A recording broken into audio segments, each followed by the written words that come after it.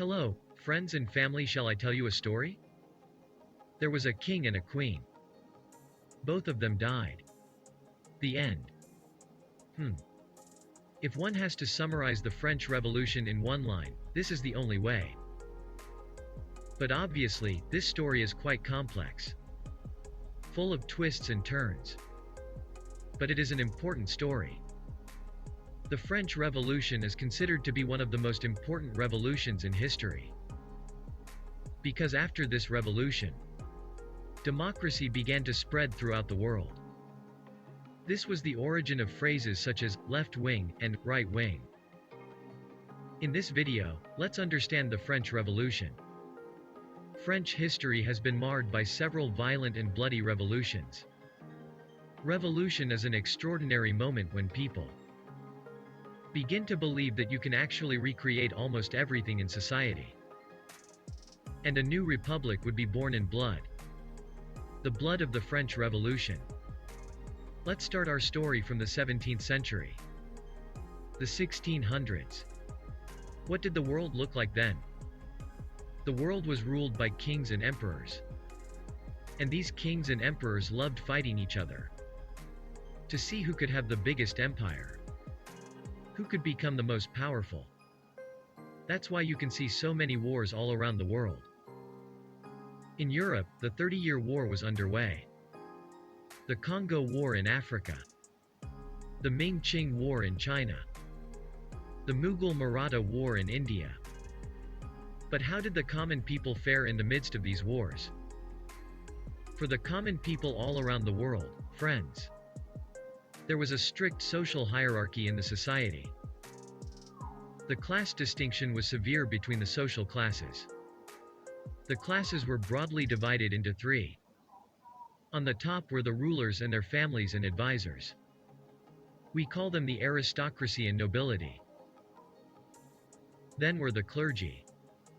The bishops or priests or the ulema.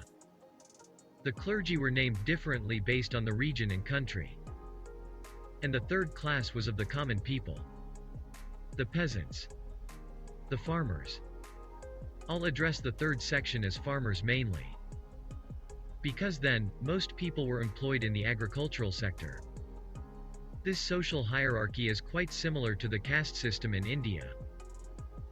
It begs the question, was this going on for years? People had accepted this system for thousands of years. Did they have no problems with it? Why were they tolerating this discrimination? The one-word answer to this would be religion. Most of the people believed that the rulers were chosen by God to rule, known as the doctrine of divine right of kings. That the kings are selected by God. And that's why there should be no accountability of a king. And the clergies, of all religions, claimed that they were chosen by God to be the guardians of spirituality and religion. So what about the peasants, the lowest of all? They accepted their suffering as decreed by God. The circumstances of their birth. They believed it was because of the sins of their past lives. I'm just broadly classifying things. The reasoning differed a little in each country and religion. There were various specific reasons. But these were the basic excuses. During the 1600s, a new intellectual movement began in Europe. People started using their brains. People asked themselves, should the existing system continue? Who gave the right to the ruler to rule? This era is known as the Age of Enlightenment. Using one's brain. René Descartes was a French philosopher and mathematician, known as the father of modern philosophy. One of his most famous statements was, "The reason for my existence is my ability to think for myself." These became the foundation of the Age of Enlightenment. The Bible contained that the sun revolves around the earth. But Galileo observed Jupiter with his telescope and saw Jupiter's moons revolving around Jupiter. With this, he came up with his scientific theory, contrary to the widely held notion. He claimed that the earth revolves around the sun. This infuriated the guardians of the religion. They berated him for questioning the Bible. They sentenced Galileo to life imprisonment. But Galileo wasn't the only one. Isaac Newton then published the 3 laws of motion. Many such scientists came forward with scientific explanations for the things that happen all around us. What was religion? Every so often, a guy would claim himself to be the Messiah or the reincarnation of God, and would hold out a religious scripture. And you would have to believe what's written on it. It couldn't be questioned. But people started questioning them. It became quite difficult to justify religion. And so a new ideology came up, known as deism, started by writer Edward Herbert in England. He said that the things written in the scriptures can be questioned. He claimed that miracles and prophecies don't exist. They're baseless. He said that even if God had created the world, He has stopped interfering with the world. And if people want to reach God, they need to use reason. They need to use their brains. This ideology challenged the authority of the church. He asked how any person, any clergy can direct how they need to live their lives. John Locke opposed the doctrine of divine right of kings and said that everyone is equal. No person has the right to rule over others. And if someone is given the power to govern, they should take permission from the people first. This was the original idea of democracy. The purpose of the government should be to protect the natural right of the citizens. And if a government cannot do so, the people should have the right to overthrow the government. Montesquieu, Thomas Hobbes, and Rousseau were some other philosophers who promoted similar ideas. Rousseau's famous quote says, "Though man is born free, but everywhere he is in chains." Why so? Every citizen should have liberty. But what is liberty? Liberty basically means the freedom to do as one wishes, as long as one doesn't harm someone else. And everyone should be guaranteed this freedom equally, by the law. Everything I told you till now. These were the fundamental ideologies of the time, on which the French Revolution was based. Now, let's talk about what had exactly happened. Friends, at the time, in France, the hierarchy that I told you about, the same hierarchy existed in France too. Nobility, clergy, and peasantry. The clergy, the people of the religion, imposed a religious tax on the common people, known as tithe. It was 1/10 of any agricultural produce. Whatever money a farmer earned from his produce, he had to pay 1/10 of it to the clergy as religious tax. In addition to this, the nobility had also imposed a direct land tax on the commoners, known as taille.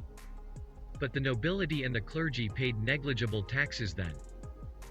The common people shouldered most of the taxes. The farmers, they had to pay heavy taxes. The paintings of the time describe this situation, showing how the nobility and clergy were riding on the backs of peasants.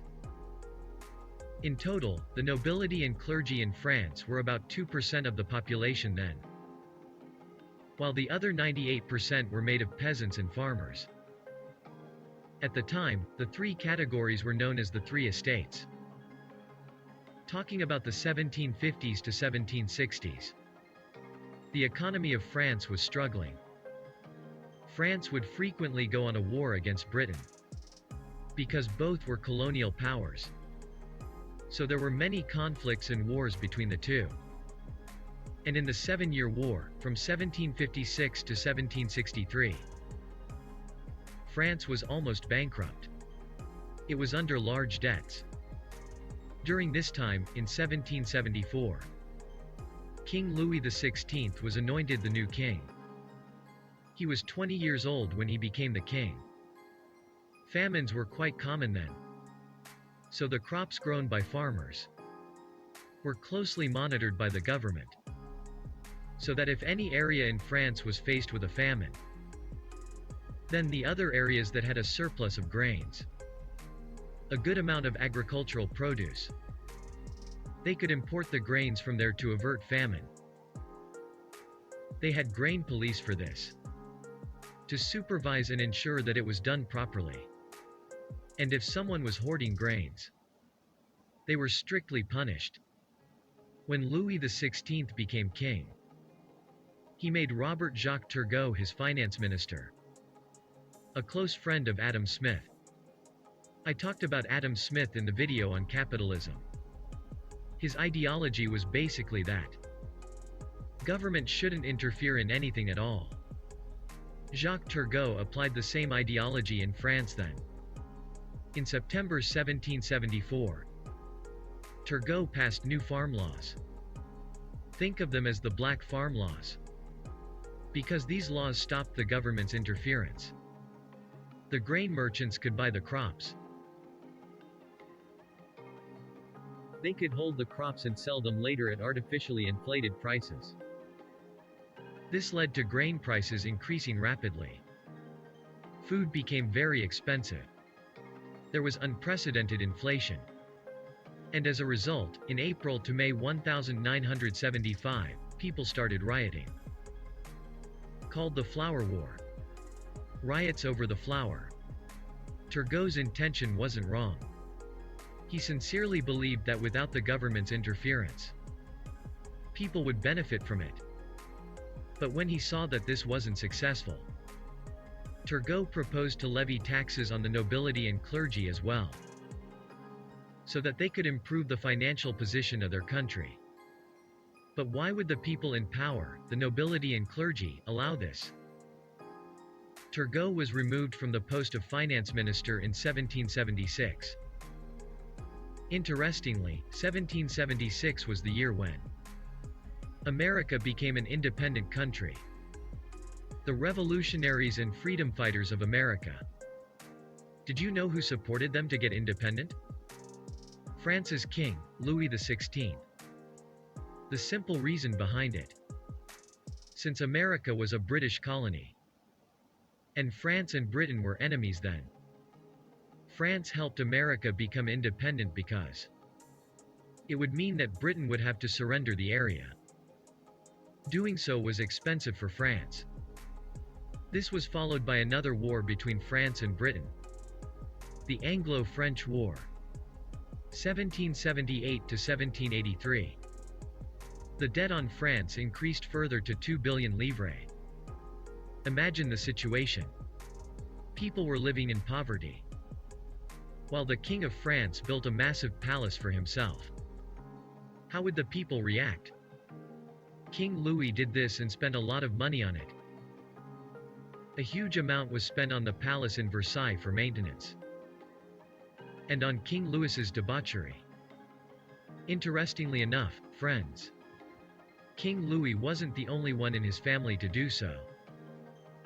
His wife, Marie Antoinette, was a bigger libertine. If you make a list of libertines that ever existed, Marie Antoinette would be at the top of the list always. Wife of Louis XVI. It's said that she was so profligate. Every year, she would order 300 new outfits.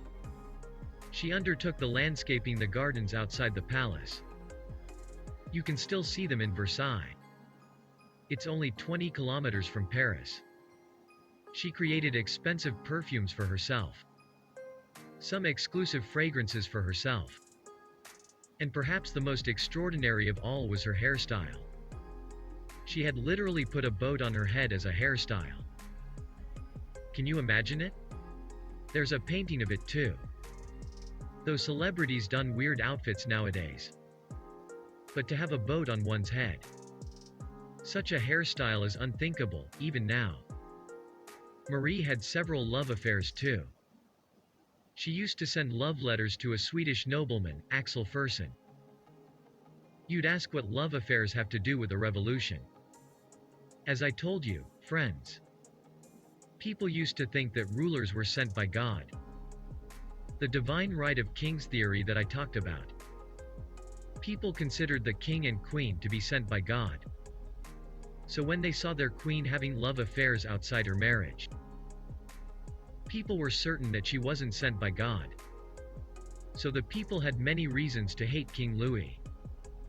There was a lot of hatred among the people. There was no end to these problems. When people are so infuriated, it can lead to riots and civil wars. But if this anger could be given a direction, then the anger can be turned into a revolution. The Age of Enlightenment was the source of direction for this anger. As I told you at the beginning of the video, the philosophers, newspaper, and books of the time were talking about these. How the rulers weren't deserving. How there should be equality among people. Even the illiterate were listening to these ideas. They started thinking and reasoning too. There were many slogans related to this. One of the most famous slogans of the time was, "This is still the motto of France." King Louis tried to appease the people. He wanted to do something to calm down the masses. His new finance minister, Charles Alexander de Calonne, was consulted. His suggestions were akin to Turgot's.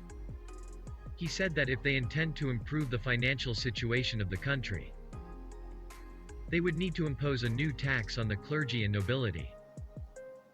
But the nobility and clergy could not let this happen. Charles lost his job too. The king continued trying to think of a solution. He summoned the Estate Generals. The Estate General was like a government of the time.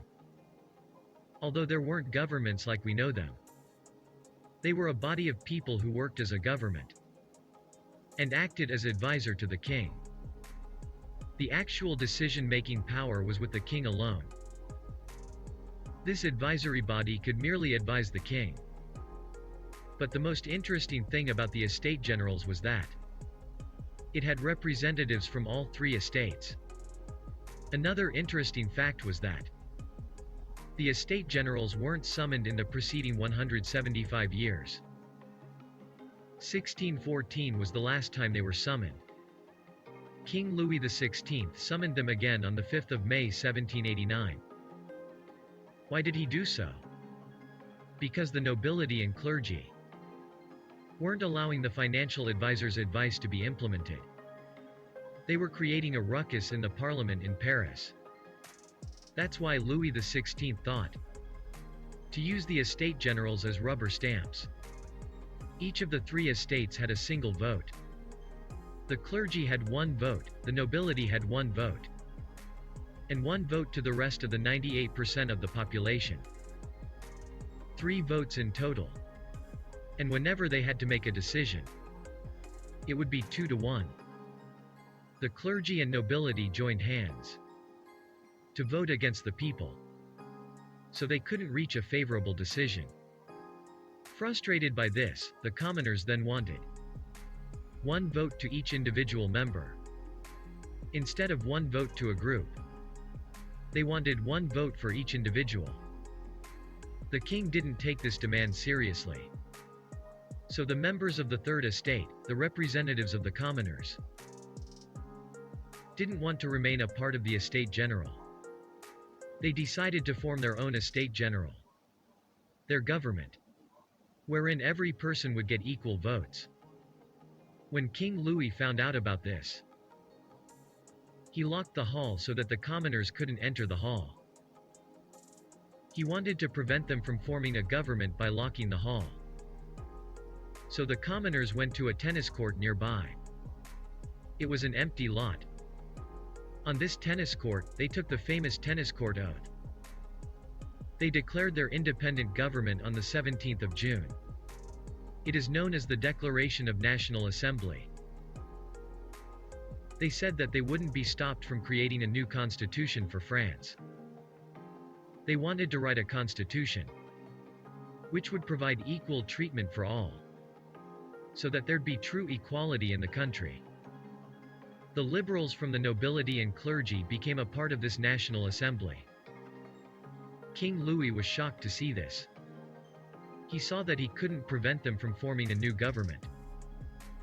He feared that they would soon overthrow him. They might even kill him. So on the 27th of June, King Louis acknowledged this National Assembly.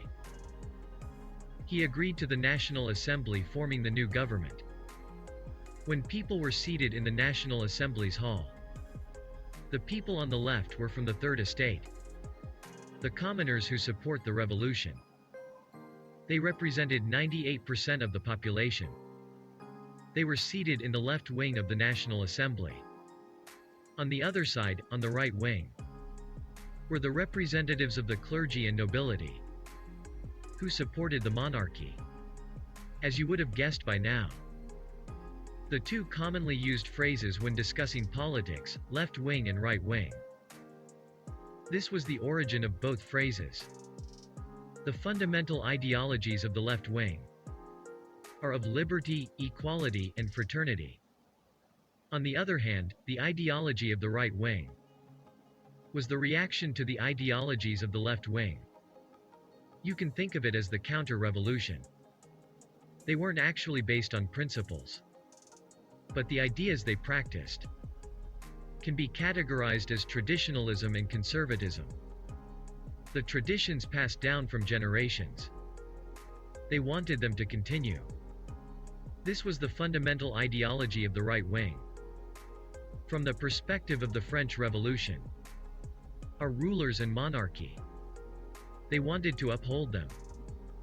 That was their ideology. People in the left wing demanded equality, so that people could be treated the same in society, without any hierarchies. The people on the right wing used religion and traditions, saying that God has decreed the king to rule, and so he should. They wanted to continue the tradition because it was a tradition. We can still see this ideology at many places nowadays. Many people from the right wing take this to the extreme. When they are asked about the discrimination between men and women, discrimination between castes, discrimination between races, their reply is often that it is the tradition. Since the tradition has been carried down for ages, it would be continued forever. In the French National Assembly, 98% of the people were supporting the left wing. The right wing had the support of the king, 2% of the people, and the security forces. They were the security guards of the king, paid by the king. Next, a rumor started spreading that King Louis was planning on attacking Paris to overthrow the National Assembly. This rumor turned the people violent. There were riots. They attacked the Bastille fort on the 14th of July. They hoped to find gunpowder and weapons, so that they could start a revolution. There, they found 7 prisoners, whom they set free. And because of this event on the 14th of July, today, the National Day of France is celebrated on the 14th of July. This was the first spark of the French Revolution. When others got to know about this incident, they started to realize that they too could fight. They wanted the oppression by the clergy and nobility to stop. So when the tax collectors went to the farmers to collect the taxes, they refused to pay any tax. The tax collectors were beaten and thrown out of the fields.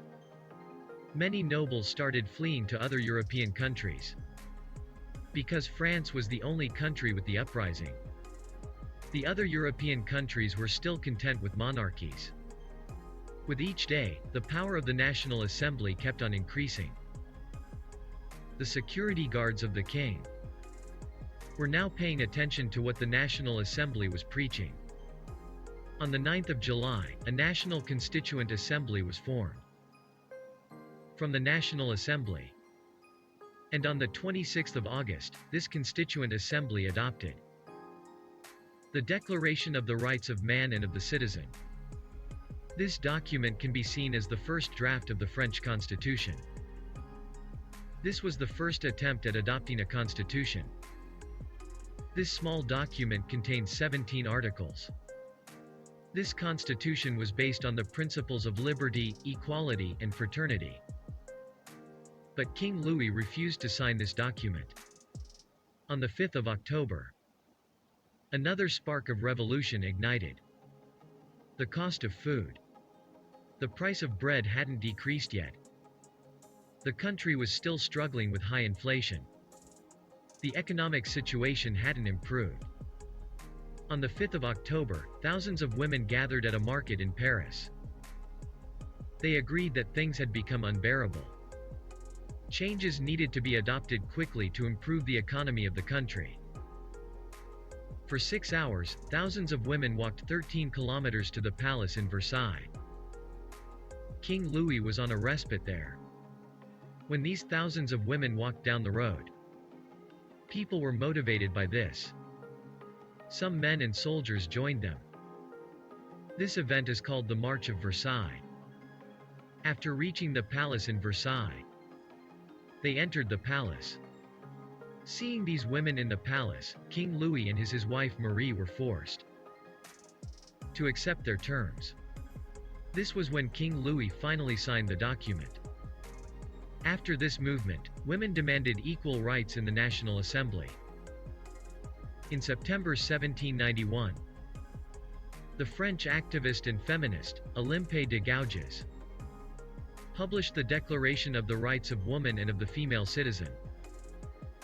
And this was the beginning. Unfortunately, over the next 150 years, women weren't given equal rights in European countries. Elections were called in 1791. And in 1792, the monarchy was completely abolished. And thus France became a republic country. King Louis and Marie Antoinette were imprisoned for their crimes. Later, they were put on trial and sentenced to death. They didn't enforce capital punishment by hanging then. There was the guillotine. A sharp blade would be dropped from a height, and it would cleanly chop off the head. They were the King and Queen of France, executed by the revolutionaries. And with this, we come to the end of the French Revolution. A happy ending. With the end of monarchy in France, and France becoming a democratic, republic country, where everyone was equal, and we witnessed complete equality in France. Had the French Revolution been shown in a Bollywood film, this is how it would have ended. But unfortunately, friends, the reality was completely the opposite. First of all, the story I told you. The bravery of the revolutionaries and their courageous acts. They weren't so simple. There was a lot of bloodshed during the French Revolution. Many nobles and clergies were murdered mercilessly. Their decapitated heads were put on pikes and taken around the city by the revolutionaries. Overall, people were very violent. You'd argue that people were generally more violent then, it was the norm. But the second problem was that the revolutionaries didn't agree with each other. Though they were on the same page about liberty, equality, and fraternity, they believed in it and agreed with each other. But when it came to discussing the actual details, there were a lot of disagreements among the revolutionaries. First, there were arguments. Then there were physical fights among the revolutionaries. Maximilien Robespierre, one of the major revolutionaries then. After the French Revolution, he was afraid. France was surrounded by European countries with existing monarchies. None of them wanted to have a revolution like France in their country. So the rulers of the surrounding countries would try their best to overthrow the Republic of France and to re-establish a monarchy. This was a valid fear. France had initiated wars against the surrounding countries for it. But Robespierre was carried away in his fear. He started believing that there were some in France who were openly supporting the monarchy. There were. But Robespierre thought that if they wanted to protect the Republic country, the supporters of monarchy had to be executed. Either by shooting them or by hanging, they had to be executed. The people whom Robespierre suspected of supporting the monarchy were executed. Most of the time, there was no proof of supporting the monarchy. They were executed simply on suspicion. Thousands of people were killed. This period following the French Revolution is called the Reign of Terror. Several revolutionaries were against Robespierre. They started a movement against Robespierre. And Robespierre was finally executed by another group. There was a lot of bloodshed after the French Revolution. There was chaos, the economic condition didn't improve by much. Things continued like this till 1799. In 1799, General Napoleon Bonaparte took control of the reign and established his control over France. Interestingly, a few years later, Napoleon declared himself to be the Emperor of France. He became the new monarch of France. He ruled for many years. Many historic events happened under this reign. That's a story for some other time. We can talk about them in some other video. But one thing that I want to let you know now. Napoleon's rule was different from the rule of the past monarchs. Though he was a dictator, he was a secular dictator. Under his rule, the power of the church was on a decline. The ideas of the French Revolution weren't completely erased. Under his rule, these ideas spread to other European countries. That's why, at a glance, you'll think that French Revolution was a massive failure. Because even after a revolution to overthrow the monarchy, a new monarch arose from the revolution.